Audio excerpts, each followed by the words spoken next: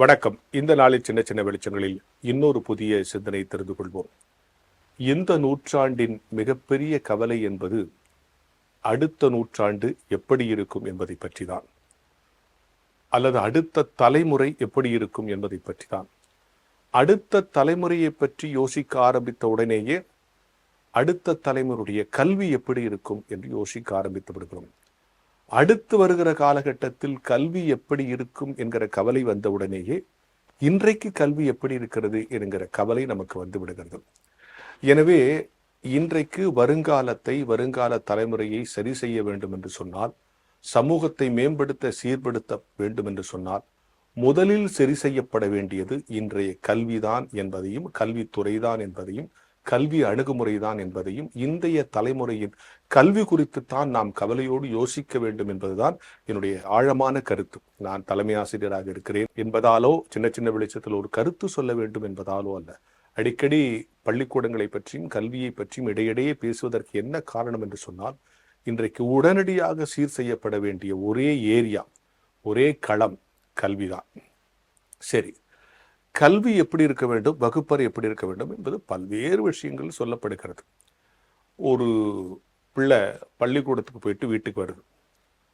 அவங்க மட்டும், அம்மாமா உங்ககிட்ட ஒரு பர்மிஷன் வேணுமா? என்ன? எங்கள் ஸ்கூல் பக்கத்தில் 2-3 நாளாக ஒரு பாட்டிமா ரொம்ப பசியோட கஷ்டப்படுறதா இப்போ நான் பார்க்குறேன். அதனால நான் உண்டியலில் சேர்த்து வச்சுருக்கேன்ல காசு, அதை கொண்டு போய் அந்த பாட்டிமாட்ட கொடுத்துட்டா அப்படின்னு அந்த பிள்ளை கேட்டுச்சான். உடனே அந்த அம்மா அந்த ஸ்கூலுக்கு ஃபோன் பண்ணி அந்த HM மிஸ், என்ன நீங்கள் ஸ்கூல் நடத்துறீங்க, என்ன பிள்ளை வளர்த்துருக்குறீங்க, இந்த மாதிரி கேட்குறா, வந்து உண்டியல் காசு எடுத்து அந்த பாட்டு கொடுக்கட்டுமான்னு என்னை கேட்குறா அப்படின்னு நீங்கள் என்ன பாடம் நடத்திருக்கீங்கன்னா இந்த ஸ்கூலை திட்டுதான். அவங்களுக்கு ஒன்றும் புரியல, உங்களுக்கே ஒன்றும் புரியல இல்லை. இப்போ நல்லதானே சொல்லுது, இதுக்கு ஏன் அந்த அம்மா இவ்வளோ கோவப்படுது? அவங்க தயங்கி கேட்டாங்க, ஏம்மா இது ஒரு நல்ல குணம் தானே, பிள்ளை ஏழைங்களுக்கு இறங்கணும்னு நினைக்குது, தான் சேர்த்து வச்ச பணத்தை கொடுக்கணும்னு நினைக்குதே, இது நல்லது தானம்மா, இதுக்கு ஏமா கோச்சுக்கிறீங்கன்னு தயங்கி கேட்டாங்களாம்.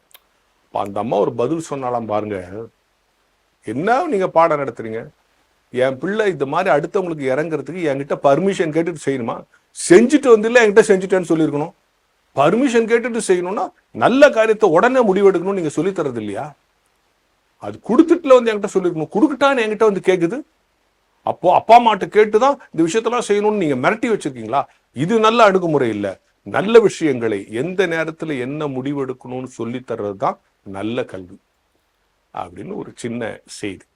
அதாவது கல்வியினுடைய முக்கியத்துவம் என்னன்னா டிசிஷன் மேக்கிங். இன்னைக்கு பெரும்பாலான பிள்ளைகளுக்கு இந்த டிசிஷன் மேக்கிங்கே இல்லை.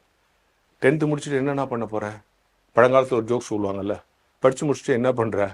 அப்பாவுக்கு உதவியா இருக்கேன் சார். அப்பா என்ன பண்றாரு? அப்பா சும்மா தான் இருக்காருங்க. சும்மா இருக்கிறதுக்கு உதவியா இருக்கும், இவனும் சும்மா இருக்கான்னு அர்த்தம். அப்போ டிசிஷன் மேக்கிங். அதனாலதான் இன்னைக்கு பல்வேறு என்ன படிச்சு முடிச்சோன்னே என்ன போகலாம், இந்த கோர்ஸ் போகலாம், அந்த கோர்ஸ் போகலாம். தன் திறமையை தன் கல்வி என்ன செய்யணும், டிசிஷன் மேக்கிங் தான் கல்வியால் கிடைக்கிற மிகச்சிறந்த குணங்களில் ஒன்று. முடிவெடுப்பது, நல்ல முடிவெடுப்பது. இது ஒரு பக்கமாச்சா? சரி, கல்வி எப்படி இருக்க வேணும், வகுப்பறை எப்படி இருக்க வேணும்? ஒரு ஸ்கூல், அந்த ஸ்கூல்ல ஒரு பையனுக்கு ஆரம்ப வகுப்புன்னு வச்சுங்களேன், LKG 1வது படிக்கிறான். 1 to 100 வரைக்கும் சொல்லுவான், ABCD சொல்றான், எல்லாம் சொல்றான். எல்லாம் டீச்சர் வெரி குட்னு அனுப்பிச்சான். வீட்டுக்கு வந்தோடனே அவங்க அம்மா, ஹே என்னடா படிச்சிட்டியா, எங்க 1 2 சொன்னா 1 2 அவ்வளோதான் நிறுத்துறான். எங்க அம்மா கொஞ்சம் ஃபோன் பண்ணி, என்ன மேம் அவன் 1 2க்கு மேலே சொல்ல மாட்டான், நீங்க இன்னும் 100 வரைக்கும் சொல்லலான்னு சொன்னீங்களே. இல்லையே சொன்னானே. சரி நாளைக்கு அனுப்புங்க. அடுத்த நாள் போய் ஸ்கூல் கிளாஸ் சொன்னா திருப்பி 1 to 100 வரைக்கும் சொல்றான். டேய் ஏன் நல்லா சொல்றியே, வெரி குட் அமிச்சாங்க. வீடு வந்தாங்க அம்மா, எங்க 1 2 சொன்னா 1 2 அவ்வளோதான் நிறுத்துறான். ஒன்றும் புரியல. ஸ்கூல்ல கிளாஸ்ல 1 2ன்னு சொல்றான், வீட்டில் வந்தா சொல்ல மாட்டேங்கிறான். அம்மாவுக்கு ஒன்றும் புரியல. நேர கிளாஸ் டீச்சர், என்ன டீச்சர் டெய்லி நான் வீட்டில் வந்து கேட்கறேன், இல்லை நீங்க சொல்றான்னு சொல்றீங்க. அந்த மிஸ் சொல்லிச்சு, சொல்றாமா நான் என்ன பொய்யா சொல்றேன், இரு உன் எதுக்கே கேட்கலாம், நீ கேளுங்க சொல்லிட்டு அந்த மிஸ் கேட்குது. சொல்ற 1 2 3 4 100 வரைக்கும் சொல்லிட்டான். இப்போ எப்படி சொல்றான், ஆனா வீட்டில் சொல்ல மாட்டானே. அப்போ அந்த டீச்சருக்கும் அந்த அம்மாவுக்கும் ஒரு ஆச்சரியம், இப்போ இவ்வளவு ஒழுங்கா சொல்றானே. 2 பேரும் கேட்கலாம், ஏன்டா இப்போ இவ்வளவு ஒழுங்கா சொல்றல, ஏன் வீட்டில் சொல்ல மாட்டேற? அந்த பையன் ஒரு பதில் சொன்னான் பாருங்க. நான் இங்க சொன்ன உடனே மிஸ் ஹூன்னு சொல்லுவாங்க, அதனால சொல்றேன், நீ வீட்டில் அப்படி சொல்லவே மாட்டேறியம்மா. நல்லா புரிஞ்சுங்க, தன்னை ரெகக்னைஸ் பண்றாங்கன்னு தெரிய ஆரம்பிச்ச பிறகுதான் நம்முடைய வளர்ச்சி இருக்கும். பிள்ளைகளை நாம என்கரேஜ் பண்றோம், அக்செப்ட் பண்றோம் அப்படின்ற உணர்வு அந்த பிள்ளைகளுக்கு வந்துட்டா அந்த பிள்ளைகளுடைய வளர்ச்சி இருக்கும். அதுதான் டீச்சர்ஸ் செய்யறாங்க.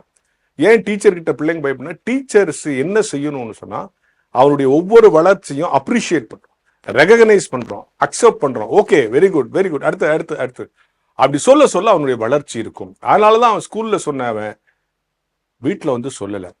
அக்செப்டிங் சைக்காலஜின்னு பேர் அதுக்கு. அவங்க ஏற்றுக்கொள்ளுவது அப்படி நம்ம டீச்சர் அக்செப்ட் பண்றாங்க, ஏய் வெரி குட்ரா சொல்லு, அடுத்தது அடுத்தது அடுத்ததுன்னு போது அவன் சொல்ல ஆரம்பிச்சிருவான்.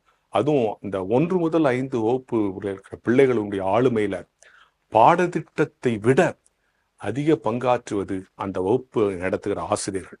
அந்த ஆசிரியர்லாம் நம்ம சாதாரணமாக வச்சிடக்கூடாது. 6, 7, 8க்கு மேல வந்து அவனுடைய குணாதிசயங்களை டியூன் பண்றதுல தான் டீச்சர்ஸுங்களுக்கு அதிகமான நேரம் போயிடும். ஆனா அவனையே டியூன் பண்ற இடம் எது தெரியுமா? 1 to 5th. அப்போ அதனால தான் டீச்சர் சொல்லு, அப்புறம் வெரி குட், அடுத்தது அடுத்தது அடுத்ததுன்னு சொல்லும்போது அவன் என்கரேஜ் ஆகும். எனவே ஒரு நல்ல கல்வி, நல்ல முடிவெடுக்க சொல்லிக் கொடுக்க வேண்டும்.